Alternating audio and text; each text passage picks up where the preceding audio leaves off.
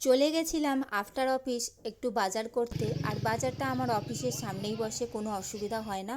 এটা হলো stand road.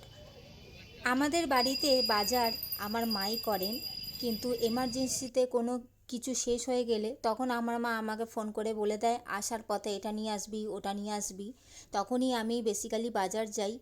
আর এমনি সাধারণত আমি শনিবার দেখেই বাজারটা করি। যদি আমি কোনো স্পেশাল রান্না করি সেই বাজারটা আমি নিজেরটা নিজেই করে নিই। আর এইখানে সবজির দাম আমাদের বাড়ির ওখান থেকে তাও 20-30 টাকা 40 টাকা কমই হয়। তবু আমাকে বাজার করতে হয় না, মাঝে মাঝে একটু ইচ্ছা হলে কোনো জিনিস ভালো লাগলে সেটা নিয়ে নিই। তো বেশি তোমাদেরকে ভিডিও দেখাতে পারলাম না, বাজার মানেই জানো অনেক ভিড়, অনেক রাস্তা জ্যাম থাকে। তাই আমি যেইটুকুনি পেরেছি তোমাদের সাথে শেয়ার করছি। ফাইনালি বাড়ি এসে গেছি। আর কি কি কিনেছি তোমাদেরকে একটু দেখিয়ে দিই। কিনেছি দেশি পটল।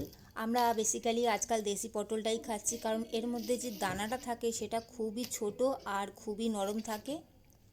আর কিনেছি হচ্ছে ভেন্ডি, কিনেছি একটু পছন্দ হলো তাই নিয়ে নিলাম। কিনেছি হচ্ছে দেখো পেঁপে আর করলা। করলা আমার অল টাইম প্রিয়, তাই করলা দেখলেই আমি নিয়ে নিই।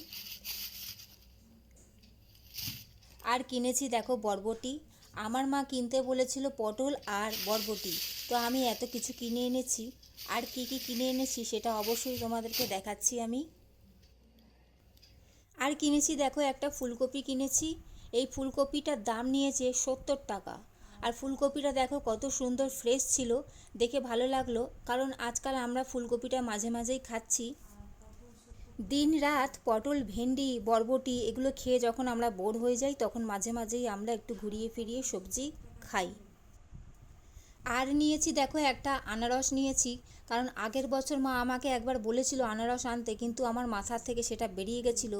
তো এইবারে আমি সেটা দেখেই আমার মনে পড়ে গেছিলো যে একটা আনারস নিতে হবে, তাই নিয়ে নিয়েছি। আর এই আনারসটা দেখে আমার মা কিন্তু খুব আনন্দ পেয়েছিল। আর এটা দিয়ে আমি তোমাদেরকে আমার মায়ের হাতে স্পেশাল আনারসের চাটনি বানিয়ে দেখাবো। আর নিয়েছিলাম একটা নারকোল। আমার মা এটাও 2-3 দিন আগে একবার বলেছিল একটা নারকোল কিনতে হবে, নারকোল কিনতে হবে, তো নিয়ে চলে এলাম আমি। তো বন্ধুরা, এই ছিল আজকের আমার বাজার।